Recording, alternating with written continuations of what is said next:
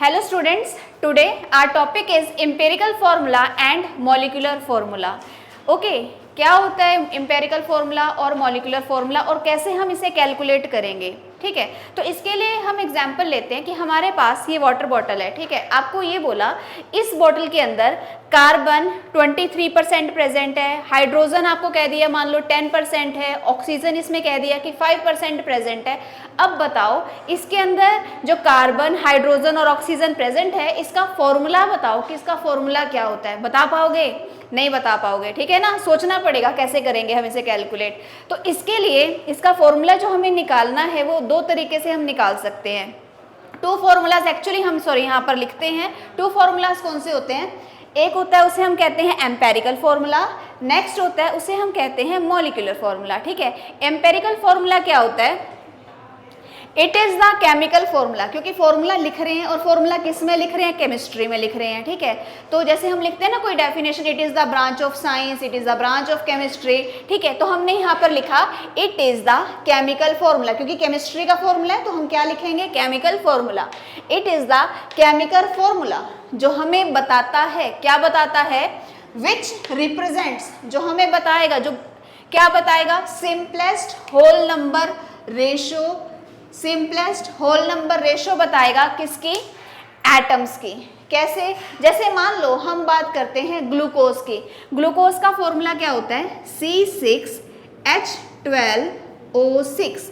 तो इसके अंदर क्या है? 6 कार्बन एटम्स प्रेजेंट है, 12 हाइड्रोजन्स प्रेजेंट है और 6 ही इसके अंदर ऑक्सीजन प्रेजेंट है। मतलब एक्चुअल नंबर ऑफ एटम्स दिए कि ग्लूकोज के अंदर 6 ही कार्बन मिलेंगे, 12 हमें हाइड्रोजन मिलेंगे और 6 ही ऑक्सीजन मिलेंगे। तो ये जो फॉर्मूला बेटा मैंने यहाँ पर राइट डाउन किया है इसे हम क्या कहते हैं? इसे हम कहते हैं मॉलिक्यूलर फॉर्मूला। क्या बोलते हैं? Molecular formula, right. अब इसमें देखो ये 6 है, ये 12 है, 6 है तो मल्टीपल 6 का ही। तो हम क्या करते हैं? इसको डिवाइड कर दें, ठीक है। 6 1 जा 6, 6 टू द 12, 6 1 जा 6। तो क्या रेशो बनी बेटा? C जो है 1 है, हाइड्रोजन 2 है, ऑक्सीजन 1 है। मतलब जब 1 कार्बन होगा 2 हाइड्रोजन होंगे और 1 ही ऑक्सीजन। रेशो समझ रहे हो? कार्बन, हाइड्रोजन और ऑक्सीजन की रेशो जब 1:2:1 यानी कि एक सिंपल रेशो आ रही है, सिर्फ एक रेशो की बात कर रहे हैं, इस फॉर्मूले को हम कहते हैं, this is called as the empirical formula और हम इसे कहते हैं एम्पेरिकल फॉर्मूला, राइट। तो एम्पेरिकल फॉर्मूला में हमने क्या लिखा? Simplest whole number ratio. Simplest समझ में आया? जो लिखा 1:2:1, this is the simplest whole number ratio. किसकी रेशो? किसकी रेशो की बात हो रही है यहाँ पे बेटा? एटम्स की। किसकी रेशो? कार्बन एटम है, हाइड्रोजन एटम है, ऑक्सीजन एटम है, तो एटम्स की बात हुई है। एटम्स किसके? तो एटम बेटा किसके होते हैं? एलिमेंट के। आपने पढ़ा होगा जो एलिमेंट होते हैं, ठीक है। जैसे आपने 10th तक या उससे पहले आपने पढ़ा होगा पार्टिकल्स होते हैं, ठीक है। कोई भी सब्सटेंस है, कोई भी मैटर है, उसमें स्मॉल स्मॉल पार्टिकल्स प्रेजेंट होते हैं। लेकिन जब हम केमिस्ट्री पढ़ते हैं तो हम देखते हैं कि वो एक्चुअली में हम उसे पार्टिकल्स नहीं बोलते, हम उसके आगे फर्दर उसे एक नेम देते हैं, वो क्या होता है? एलिमेंट। क्या बोलते हैं उसे? एलिमेंट। अब जो वर्ड एलिमेंट आता है उसके आगे हम एलिमेंट के आगे नाम पढ़ते हैं एटम और मॉलिक्यूल। मतलब एटम हो गया, मॉलिक्यूल हो गया, वो एलिमेंट का पार्ट है। इसीलिए यहाँ पर लिखा एटम्स, क्योंकि एक एटम नहीं है, एक से ज्यादा है तो प्लूरल यूज करेंगे एटम्स। किसके? वेरियस एलिमेंट्स, अलग अलग एलिमेंट्स के, जो किस में प्रेजेंट है? 1 मॉलिक्यूल ऑफ द कंपाउंड में। कोई भी कंपाउंड ले ले उसके एक मॉलिक्यूल के अंदर। एक मॉलिक्यूल क्यों बोला? जैसे मान लो सपोज हम बात करें वाटर की, सेम हमने इस बोतल के अंदर हमने वाटर लिया है। अब जो बेटा हमने इसके अंदर वाटर लिया है, फॉर्मूला क्या होगा वाटर का? H2O। ओके, क्या फॉर्मूला होगा? H2O। और आप वाटर से फैमिलियर भी हो कि जो वाटर होता है उसका कुछ इस तरीके का स्ट्रक्चर होता है, ऐसा, ठीक है ना। ये लोन पेयर होते हैं, ऐसा कुछ वाटर का स्ट्रक्चर होता है। नहीं भी हो तो एटलीस्ट आपको ये नहीं स्ट्रक्चर पता तो H2O तो श्योरली पता है। तो इस बोतल के अंदर क्या प्रेजेंट है? इस बोतल के अंदर वाटर यानी कि H2O प्रेजेंट है। कितना H2O प्रेजेंट है? एक H2O तो नहीं है। अगर इसमें सिर्फ 1 H2O प्रेजेंट होता तो मान लो आपके घर में कोई भी गेस्ट आया है और आपको उसको वाटर देना है, तो आप क्या करोगे? ऐसा तो नहीं करोगे, इसमें से H2O को हाथ में पकड़ा और गेस्ट के हाथ में पकड़ा दिया कि ये लीजिए हम आपके लिए वाटर लेकर आए, because now we know actually what water is. तो ऐसा नहीं होता। इस बोतल में H2O तो है, पर कितने सारे हैं? वो एवोगैड्रोस नंबर होते हैं, जो आगे हम अपकमिंग वीडियोस में इसको पढ़ेंगे भी, राइट। तो क्या होता है, इसके अंदर बहुत सारे मॉलिक्यूल्स प्रेजेंट है वाटर के, तो हम यहाँ पर सिर्फ उसके एक मॉलिक्यूल की बात कर रहे हैं। तो यहाँ पर हमने इसीलिए लिखा 1 molecule of the compound. I hope definition सभी को क्लियर है, क्योंकि ये केमिस्ट्री है, केमिस्ट्री का फॉर्मूला लिख रहे हैं, तो हम क्या लिखेंगे? It is the chemical formula, जो क्या बताता है? विच रिप्रेजेंट, क्या बताता है? Simplest whole number ratio. इसको अंडरलाइन कर लो ताकि आप ये वर्ड ना भूलो, और मोस्ट इंपॉर्टेंट है। इसके बाद किसकी simplest whole number ratio? Atoms की। एटम्स किसके? अलग अलग एलिमेंट्स के, जो 1 मॉलिक्यूल ऑफ कंपाउंड में प्रेजेंट होते हैं। डन। इसके बाद नेक्स्ट डेफिनेशन आती है मॉलिक्यूलर फॉर्मूला। अभी आपको बताया मॉलिक्यूलर फॉर्मूला क्या होता है, C6H12O6। तो 6 कार्बन्स हैं, 12 हाइड्रोजन्स हैं और 6 ही क्या है इसमें? ऑक्सीजन्स प्रेजेंट है। तो इसे हम क्या बोलेंगे? Molecular formula. तो देखो सारी डेफिनेशन सेम है। It is the chemical formula which represents the, इसमें सिंपलेस्ट होल नंबर रेशियो लिखा है, यहाँ पे क्या आ जाएगा? Actual number. ठीक है, एक्चुअल नंबर। यहाँ क्या लिखा है? Of the atoms. Of the atoms मतलब सारी की सारी डेफिनेशन सेम आएगी, बस डिफरेंस क्या है? यहाँ पर हम सिंपलेस्ट होल नंबर रेशियो की बात करते हैं और यहाँ पर हम किसकी बात करते हैं? एक्चुअल नंबर की। अब बात आती है, मैंने आपको ये तो बताया कि हमारे पास हम कुछ भी ले लें, जैसे हमने बोतल लिया, बोतल में हमने कार्बन, हाइड्रोजन और ऑक्सीजन की बात करी कि इतने % हो सकता है, तो ज़रूरी नहीं है ना कि सिर्फ कार्बन हो, हाइड्रोजन हो, ऑक्सीजन हो, कुछ भी दे सकते हैं आपको। तो ऐसे केस में आप किसी भी चीज़ की परसेंटेज को देख करके फॉर्मूला कैसे बताओगे, एम्पेरिकल फॉर्मूला कैसे बताओगे, मॉलिक्यूलर फॉर्मूला कैसे बताओगे, अब हम उसे देखते हैं। ठीक है, अब हम इसे रब कर देते हैं। आई होप आपने इस डेफिनेशन को, इन दोनों डेफिनेशंस को अच्छे से राइट डाउन कर लिया है। लिखे बेटा, questions on empirical formula. Questions on empirical formula. तो इसमें जैसे हमारे पास दिया सोडियम, आपके पास बेटा क्वेश्चन में दिया है कि जो सोडियम है Na है, इसकी परसेंटेज है 29.11 यानी कि 11%। इसके बाद सल्फर है, सल्फर की परसेंटेज दे दी 40.51%। और इसके बाद आपके पास बेटा ऑक्सीजन की परसेंटेज दे दी 30.38%। ये आपके पास बेटा यहाँ पर परसेंटेज गिवन है। अब आपने मैजिक करना है, मैजिक इन द सेंस ऐसा नहीं करना हैरी पॉटर की तरह, ठीक है, इस तरीके से अपनी स्टिक निकालोगे और कहोगे कि ये इसका मॉलिक्यूलर और या एम्पेरिकल फॉर्मूला नहीं। अब आपको थोड़ी सी कैलकुलेशन करनी है, तो कैसे करेंगे? आपके पास कौन कौन से एलिमेंट्स हैं जिसकी परसेंटेज गिवन है? Na, S और O। ठीक है, अब Na का नेम क्या होता है? Na का नेम होता है सोडियम, ये हमने अपनी लास्ट वीडियो में डिस्कस किया था। S का नेम क्या होता है? इसे हम बोलते हैं सल्फर। O का नेम क्या होता है? इसे हम कहते हैं ऑक्सीजन। ठीक है, मतलब यहाँ पर हमने लिखा कि हमारे पास एलिमेंट है कौन कौन से, यहाँ पर हमने उन एलिमेंट के सिंबल लिख दिए। अब नेक्स्ट हम लिखेंगे यहाँ पर इसकी परसेंटेज। ठीक है, तो बेटा जी परसेंटेज हमारे पास क्वेश्चन में क्या गिवन है? सोडियम की परसेंटेज गिवन है 29.11%, सल्फर की परसेंटेज कितनी है? 40.51%, ऑक्सीजन की परसेंटेज कितनी गिवन है? 30.38%। ठीक है, अब ये चीज़ आपके पास क्वेश्चन में दी हुई है। अब इतना तो आप इजीली राइट डाउन कर सकते हो। नेक्स्ट चीज़ क्या होती है? नेक्स्ट इसमें कॉन्सेप्ट क्या लगाना होता है? थोड़ा सा बस माइंड का यूज़ करना होता है। ठीक है, ऐसे तो हमें देख के लगेगा कि पता नहीं इसमें क्या करना है, और मैक्सिमम बच्चे क्या करेंगे, इसको क्वेश्चन को यहीं देख के छोड़ देंगे। लेकिन ऐसा इसको लीव नहीं करना क्वेश्चन को, इसमें ध्यान से देखना है। आगे हम क्या कंसेप्ट लगा सकते हैं, हम मास लिख सकते हैं, क्योंकि एटॉमिक नंबर ऐसा जिसका कोई रोल नहीं होता, तो हम यहाँ पर लिखेंगे इनका एटॉमिक मास। तो यहाँ पर बेटा हमने हेडिंग डाली एटॉमिक मास। अब एटॉमिक मास सोडियम का कितना होता है, सोडियम का एटॉमिक नंबर 11 होता है, तो मास कितना हो जाएगा, आपको बताया था अगर एटॉमिक नंबर ओड हो तो मास नंबर क्या होता है, उसका डबल करते हैं और 1 प्लस करते हैं। इसकी एक वीडियो हमने चैनल पर ऑलरेडी अपलोड की हुई है, तो आप वहाँ से अगर किसी को मास नहीं क्लियर हुआ है तो वहाँ से आप उसको देख सकते हो। तो Na का एटॉमिक नंबर 11 होता है, 11 को 2 से मल्टीप्लाई करेंगे 22 में 1 प्लस करते हैं तो कितना एटॉमिक मास आता है 23। नेक्स्ट आता है सल्फर, सल्फर का एटॉमिक नंबर होता है 16 को मल्टीप्लाई करेंगे बेटा हम किसके साथ, 2 के साथ, क्योंकि डबल होता है, अगर एटॉमिक नंबर इवन हो तो मास नंबर डबल हो जाएगा, तो क्या आएगा 32। ऑक्सीजन का एटॉमिक नंबर कितना होता है बेटा, एटॉमिक नंबर इसका होता है 8 यानी कि इवन का मास क्या होता है डबल, यानी कि क्या आ जाएगा 16।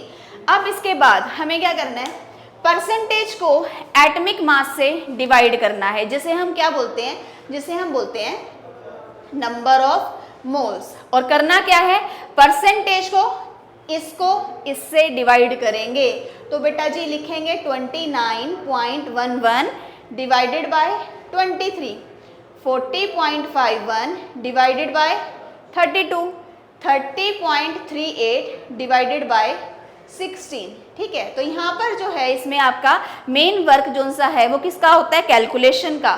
फर्स्ट को अगर हम सॉल्व करेंगे आंसर आएगा 1.266। ओके, इसको अगर आप सॉल्व करोगे सेम आपके पास बेटा आंसर आएगा 1.266। ओके, अब नेक्स्ट है यहाँ पर ऑक्सीजन। अब ऑक्सीजन के केस में अगर आप इस नंबर को सॉल्व करते हो आंसर आता है 1.897। डन, यहाँ तक किसी को कोई प्रॉब्लम, सिर्फ हमने क्या करना है एटॉमिक मास लिखना है और डिवाइड कर देना है। अब देखो बड़े बेटा कॉम्प्लिकेटेड से यहाँ पर हमारे पास आंसर आ रहा है, कैलकुलेशन आ रही है, हमने क्या कोई ऐसा फॉर्मूला करा है जिसमें ऐसा कुछ कॉम्प्लिकेटेड लिखा हो कि H2O ना होकर के वो था H.189764 O, ऐसा नहीं ना, हमें तो लर्न भी ना हो, है ना। तो हम क्या करेंगे, अब इसको सिंप्लीफाई करेंगे। सिंप्लीफाई के लिए हम क्या लिखते हैं, इसके लिए सिंपलेस्ट मोलर रेशो, यहाँ पे लाइंस लगा लेते हैं सो दैट आपको इजीली चीजें क्लियर हो। ठीक है, अब इसके बाद यहाँ पर हम लिखते हैं सिंपलेस्ट मोलर रेशो। इसमें क्या करना है, इन तीनों रेशो में जो सबसे छोटा नंबर होगा उसको सबसे डिवाइड कर देंगे, यानी कि 1.266 को डिवाइड किससे करना है, तो सबसे स्मॉलेस्ट नंबर ये वाला है, तो डिवाइड करेंगे 1.266 से, दोनों को डिवाइड करते हैं, आंसर आता है बेटा 1। सेम ये भी नंबर यहाँ पर है 1.266 मतलब सभी को, तीनों नंबर्स को सबसे स्मॉलेस्ट नंबर से डिवाइड करना है, आंसर क्या आएगा 1। नेक्स्ट है 1.897, इसको बेटा हम डिवाइड करेंगे 1.266 से, तो इसको सॉल्व करने पर बेटा हमारे पास जो इसका आंसर आता है वो आता है 1.5। अब तो यहाँ फिर प्रॉब्लम हो गई, वो क्या 1.5। कभी भी फिर से कोई फॉर्मूला पॉइंट के फॉर्म में तो नहीं होता, बच्चों को अच्छे खासे, कहीं कुछ बच्चे होते हैं सिंपली फॉर्मूला लर्न नहीं होता है ना, तो ऐसे केस में पॉइंट वाला तो बहुत मुश्किल हो जाएगा। तो हम बाकी तो फॉर्मूला फिर भी बना भी सकते हैं, याद भी कर सकते हैं, पॉइंट तो हमसे भी ना टॉलरेट हो, तो हम पॉइंट यहाँ से हटाएंगे। उसके लिए क्या करेंगे, इसको किसी ऐसे नंबर से मल्टीप्लाई करो जो पॉइंट को कैंसिल करे। तो किससे मल्टीप्लाई करेंगे, अगर मैं इसको 1 से मल्टीप्लाई करूंगी तो कुछ फर्क पड़ेगा, नहीं पड़ेगा, होगा नहीं होगा, तो किससे मल्टीप्लाई करते हैं 2 से। अब बेटा इसका पॉइंट कैंसिल करने के लिए 2 से मल्टीप्लाई करेंगे तो 3 हो जाएगा, तो फर्स्ट 2 को नहीं मल्टीप्लाई करेंगे तो ये तो बहुत प्रॉब्लम हो जाएगी। अगर मान लो क्लास में टेस्ट हो रहा है, एक बेंच पे तो टीचर 2 बच्चों को बिठा दे, बाकी बेंच पे एक बच्चे को बिठा दे, बाकी 2 बच्चे श्योरली ऑब्जेक्शन क्रिएट करेंगे कि वहाँ पे 2 बच्चे बैठे हैं और हम यहाँ पे एक, तो इसीलिए हमें क्या करना पड़ेगा, बाकी भी नंबर जो से हैं इनको मल्टीप्लाई करना पड़ेगा 2 से। तो 1 को 2 से मल्टीप्लाई करेंगे, आंसर कितना आएगा 2। 1 को 2 से मल्टीप्लाई 2, 1.5 को अगर हम 2 से मल्टीप्लाई करते हैं आंसर कितना आता है 3। तो इसे हम कहते हैं whole number ratio. Whole number क्या होते हैं, पॉइंट्स की फॉर्म में नहीं होते, इसीलिए हमने होल नंबर रेशो यहाँ पर लिखी है। तो यहाँ पर क्या लिखेंगे हम, simplest whole number ratio, simplest whole number ratio.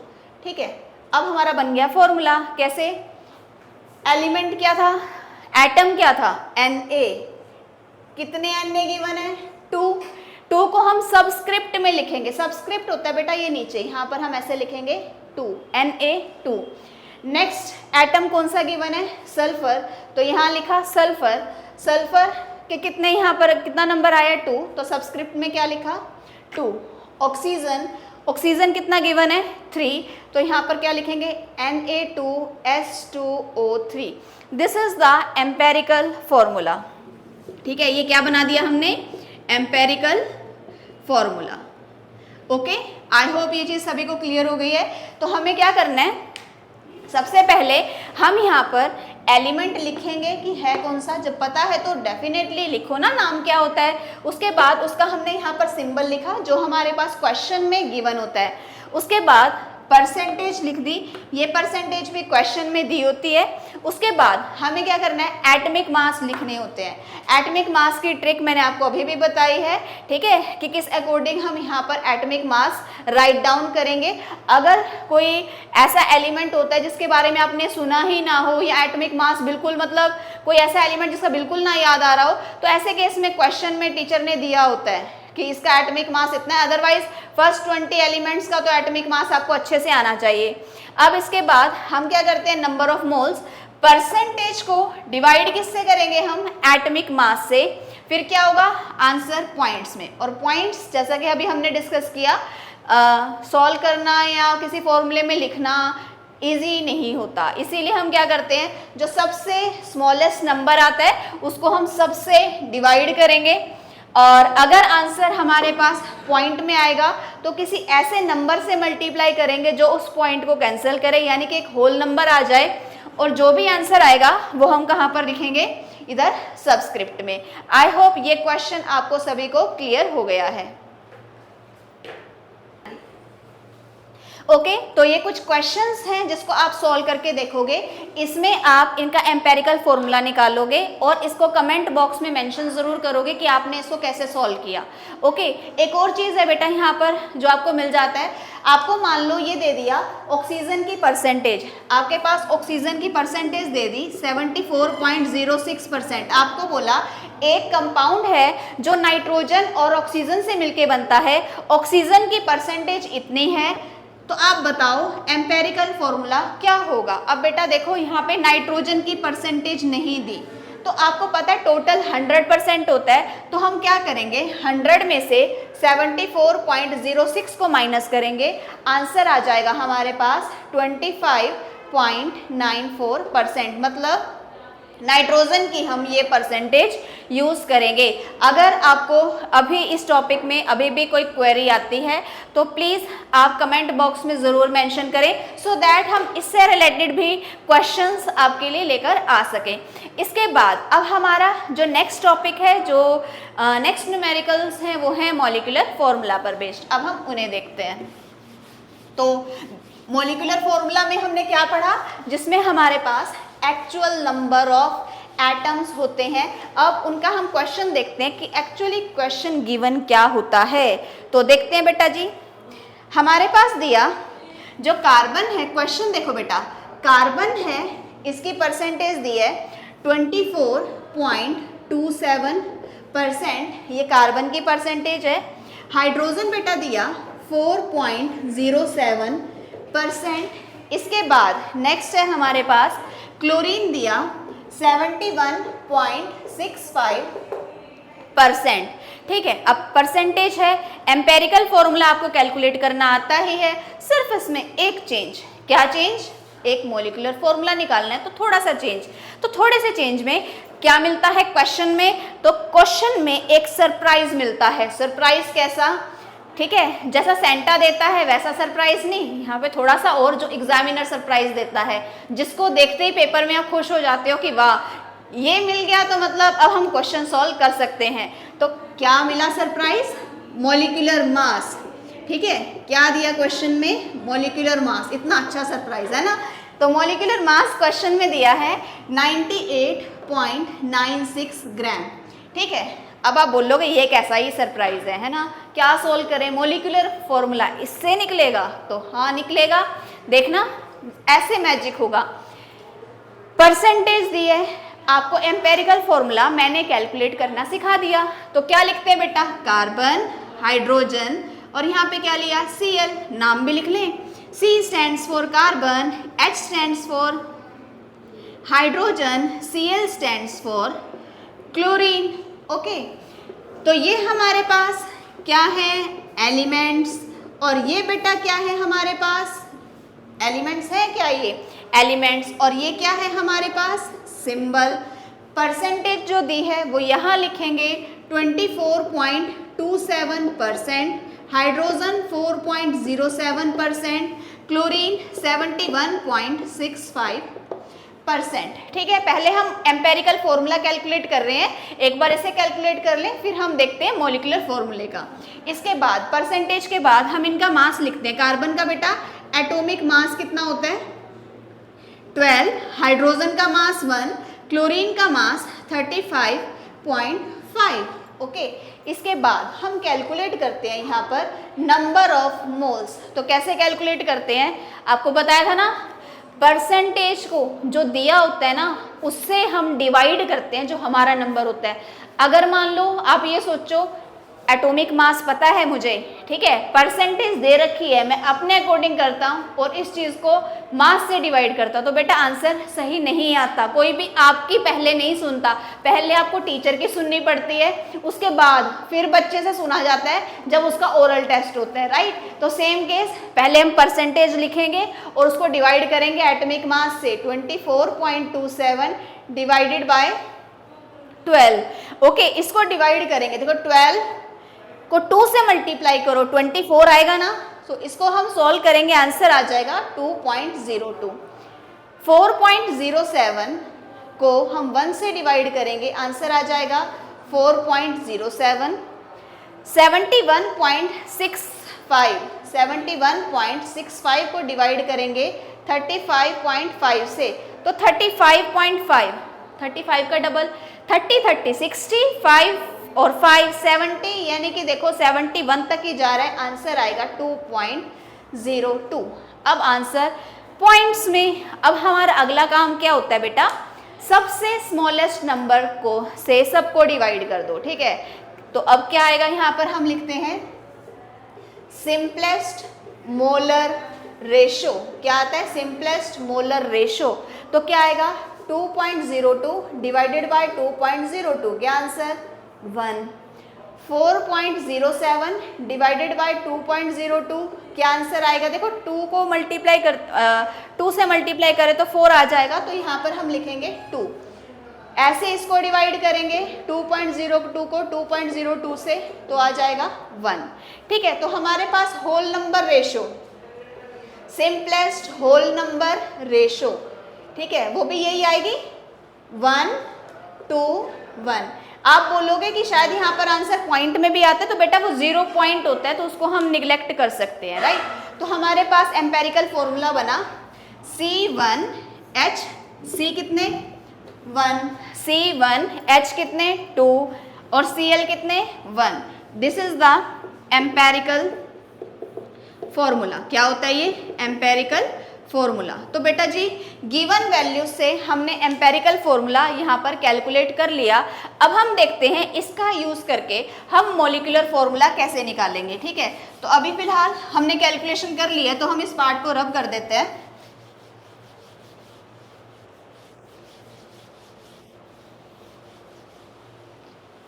और मॉलिक्यूलर फॉर्मूला निकालने से पहले एक बार इसके स्टेप्स देखते हैं कि सबसे पहली चीज जो हमारे पास होनी चाहिए वो होनी चाहिए एम्पेरिकल फॉर्मूला।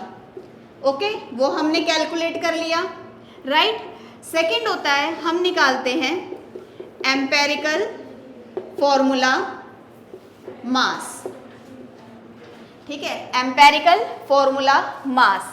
उसके बाद थर्ड हमारा जो वर्क होता है, हमें n की वैल्यू निकालनी होती है, ठीक है। n एक नंबर है जिसकी वैल्यू हम फाइंड आउट करते हैं बाय डिवाइडिंग मॉलिक्यूलर मास जो क्वेश्चन में गिवन होता है divided by empirical formula mass जो हमने कैलकुलेट किया होता है, ठीक है। क्योंकि हमारी बाद में सुनी जाती है, पहले हम टीचर के सुन लेते हैं ना कि टीचर क्या कह रहा है। उसके बाद नेक्स्ट आता है, हम क्या करेंगे यहाँ पर मॉलिक्यूलर फॉर्मूला निकालना है बेटा, ठीक है। तो मॉलिक्यूलर फॉर्मूला के लिए क्या लिखेंगे, इस n को मल्टीप्लाई करेंगे विद एम्पेरिकल फॉर्मूला, ठीक है। तो ये हम अब स्टेप्स यूज करेंगे बेटा, और अब हम इससे आगे निकालते हैं इसका मॉलिक्यूलर फॉर्मूला। तो कैसे कैलकुलेट करेंगे, ये हो गया एम्पेरिकल फॉर्मूला। एम्पेरिकल फॉर्मूला का मास कैसे कैलकुलेट करेंगे, तो लिखते हैं यहाँ पर पहले हम एम्पेरिकल फॉर्मूला मास, ठीक है। तो कार्बन कितने गिवन है 1, तो 1 को कितने से मल्टीप्लाई करेंगे 12 से। क्यों मल्टीप्लाई किया 12 से, क्योंकि कार्बन का मास कितना होता है 12। जब हम 1 एटम से सेकेंड एटम पे जाते हैं तो क्या आता है प्लस का साइन, कितनी हाइड्रोजन से 2, मल्टीप्लाई क्या होता है हाइड्रोजन का मास 1, 2 मल्टीप्लाइज 1, प्लस में 1 क्लोरीन है, क्लोरीन का मास होता है 35.5, ओके। 12 को 1 से मल्टीप्लाई करेंगे 12 प्लस 2 प्लस 35.5। इसको बेटा जब आप सॉल्व करोगे तो आपको इसको सॉल्व करके आपका आंसर आएगा 49.5। चेक कर लेना, ठीक है। इसका चेक करो, रिजल्ट यही आ रहा है। एम्पेरिकल फॉर्मूला मास हमने यहाँ पर कैलकुलेट कितना किया 49.5, ठीक है। तो हमारा first step done, empirical formula हमने कर लिया, एम्पेरिकल फॉर्मूला मास कर लिया। अब हम क्या करेंगे n की वैल्यू निकालेंगे। तो n क्या होता है molecular mass by empirical formula mass. तो मॉलिक्यूलर मास क्वेश्चन में कितना गिवन है 98.96, और एम्पेरिकल मास हमने जो कैलकुलेट किया है वो कितना है 49.5। तो अब हम जब डिवाइड करते हैं तो आंसर आता है इसका 2, ठीक है। डबल है देखो इसका, तो आंसर जब आप इसको सॉल्व करोगे 2 आएगा। ये आंसर हमेशा होल नंबर की फॉर्म में होता है। अब हमारा लास्ट स्टेप आ गया मॉलिक्यूलर फॉर्मूला। मॉलिक्यूलर फॉर्मूला हम कैसे कैलकुलेट करेंगे, क्या बोला मॉलिक्यूलर फॉर्मूला कैलकुलेट करने के लिए हमें क्या करना है n को मल्टीप्लाई करना है एम्पेरिकल फॉर्मूला से। n कितना बेटा 2, एम्पेरिकल फॉर्मूला हमने क्या निकाला है C1H2Cl1, यानी कि इस 2 को मल्टीप्लाई करना है इस 1 से, इस 2 को मल्टीप्लाई करना है इस 2 से, इस 2 को मल्टीप्लाई करना है इस 1 से, मतलब बनेगा क्या C2, ठीक है। 2 को 2 से मल्टीप्लाई किया तो 4, 2 को 1 से मल्टीप्लाई किया तो 2। So this one is the molecular formula of the given percentage, okay. तो अब हम इससे रिलेटेड क्वेश्चंस करते हैं, ठीक है। मैं आपको कुछ क्वेश्चंस देती हूँ, आप उनको सॉल्व करिएगा और उसके बाद आप कमेंट बॉक्स में मेंशन जरूर करिएगा उसका रिजल्ट, ओके। दिया 77.33%, उसके बाद नेक्स्ट है आपके पास ऑक्सीजन दिया 22.27%। इसके अलावा आपके पास यहाँ पर इसका मॉलिक्यूलर मास प्रोवाइडेड है, यहाँ पर गिवन है इसका 156 ग्राम, ठीक है। तो अब आप यहाँ पर क्या करोगे इसका मॉलिक्यूलर फॉर्मूला कैलकुलेट करोगे कि इसका मॉलिक्यूलर फॉर्मूला कितना आता है। इसके अलावा आप ऐसे कोई भी क्वेश्चन खुद से सॉल्व कर सकते हैं। मान लो मैग्नीशियम दिया आपके पास 20%, इसके बाद आपके पास नेक्स्ट है सल्फर, आपके पास गिवन है 26.66%, इसके बाद ऑक्सीजन दिया है आपके पास 53.33%, ठीक है। तो ये पहले वाले क्वेश्चन में आप क्या निकालोगे मॉलिक्यूलर फॉर्मूला, और इस क्वेश्चन में आप निकालोगे एम्पेरिकल फॉर्मूला। तो आप इन पर बेस क्वेश्चन करके देख सकते हो, ठीक है। होपफुली आपसे सॉल्व हो जाएंगे, लेकिन फिर भी इन केस आपको कोई भी कहीं पर भी डाउट होता है तो आप पूछ सकते हैं, कमेंट बॉक्स में ज़रूर मेंशन करिए। Thank you.